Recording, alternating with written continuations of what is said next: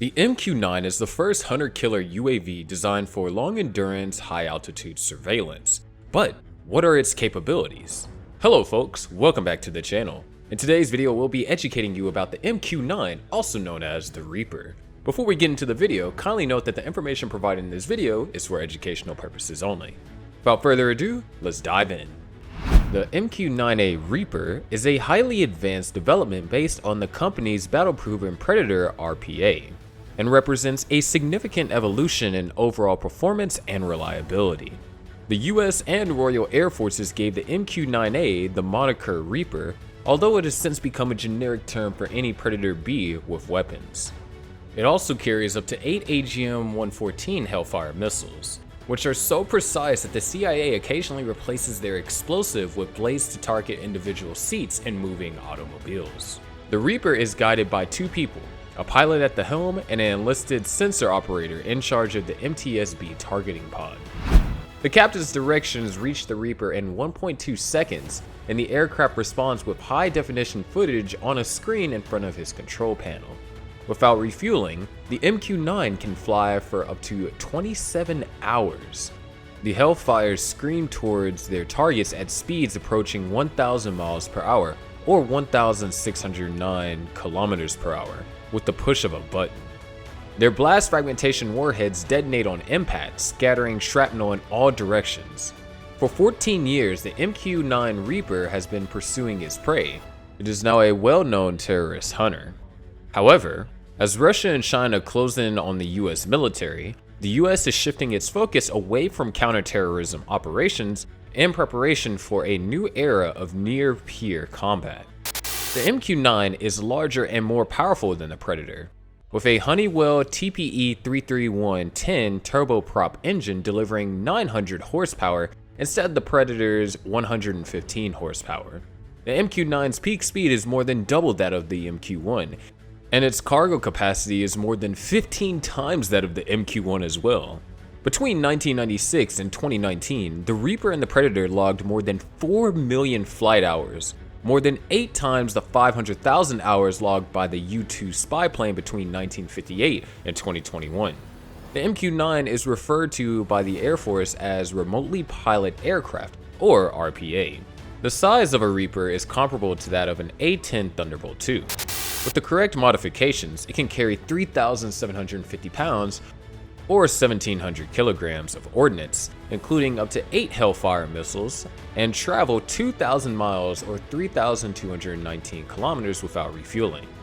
The Air Force's undergraduate remotely pilot aircraft pilot training pipeline takes up to 2 years to complete, making the training duration for a pilot comparable to that of other tactical aircrafts.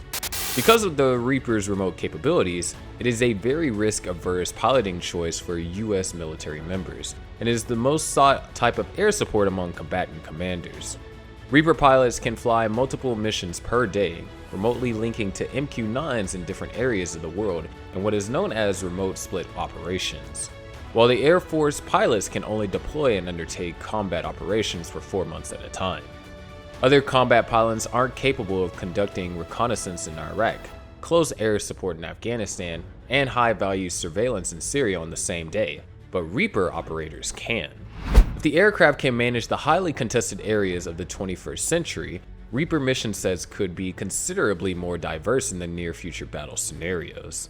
The technologically underdeveloped conditions of post-9/11 hostilities will most certainly differ from the near-peer battles of the 21st century.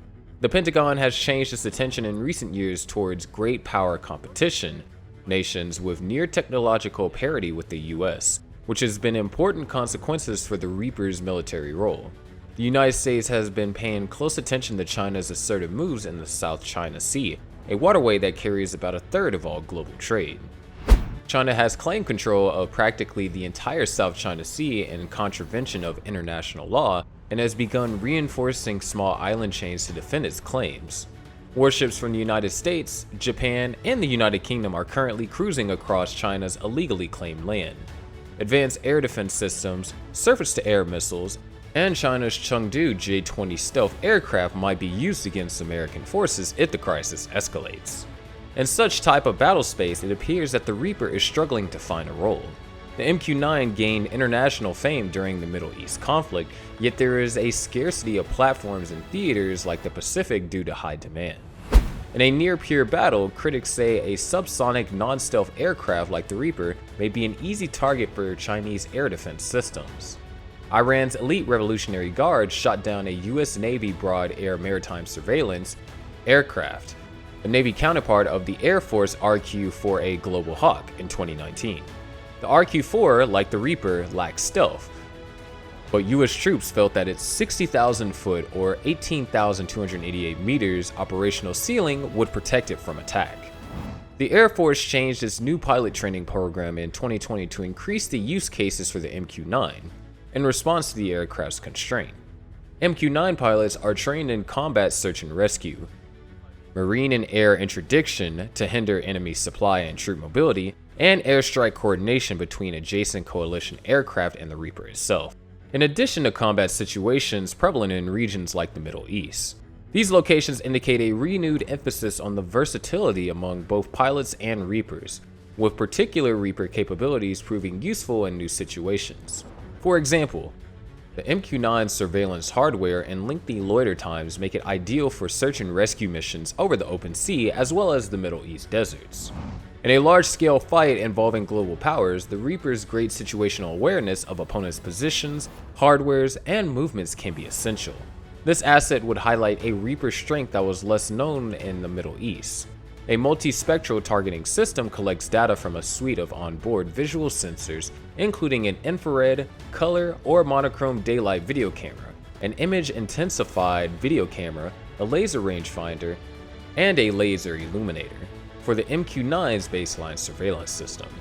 On their high-definition displays, Reaper pilots can watch these streams separately or as a single view stream. MQ-9 pilots like Dennis, despite their lack of stealth, are trained to use tactics to succeed where technology fails. From beyond its range of fire, the Reaper may listen in on the opponent.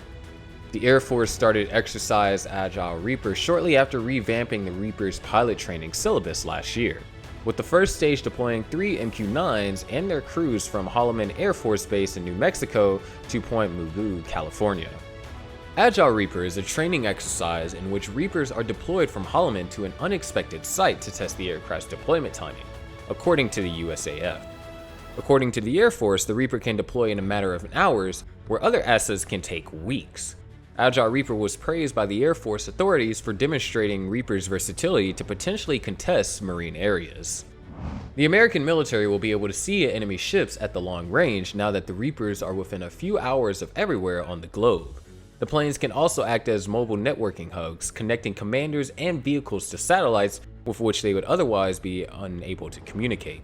Refueler planes will be sent to almost any military mission, including tactical aircrafts, to provide fighters with in-flight refueling. Jets like the F-16 and sophisticated F-35 may have to refuel many times during a single mission. But Exercise Agile Reaper demonstrates that the MQ-9 can enter those long flight scenarios and free up fighters for missions that are better suited to their range.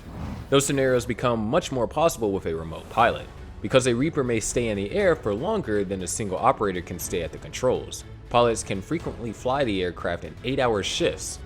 New classified capabilities for the MQ-9 Reaper appear to be on the way, but the aircraft's most compelling argument for sustained military backing may be its inexpensive cost compared to other aircrafts. The overall cost of acquiring an MQ-9 and all of its supporting equipment has been estimated to be as high as $32 million by some experts, although the Air Force thinks the airframe replacement costs will be around $4 to $5 million. In comparison, a non-stealth F-15EX costs $87.7 million, and a new F-35 costs $77.9 million. Even at a modest estimate, $5 million isn't insignificant. Still, a single Patriot missile costs around $3 million, so destroying a Reaper may cost other countries as much money as building a replacement. For militaries like China's, this poses a problem. The Air Force is currently seeking proposals for an MQ-9 platform that will improve on their Reaper strength while also making it more resilient in contested skies.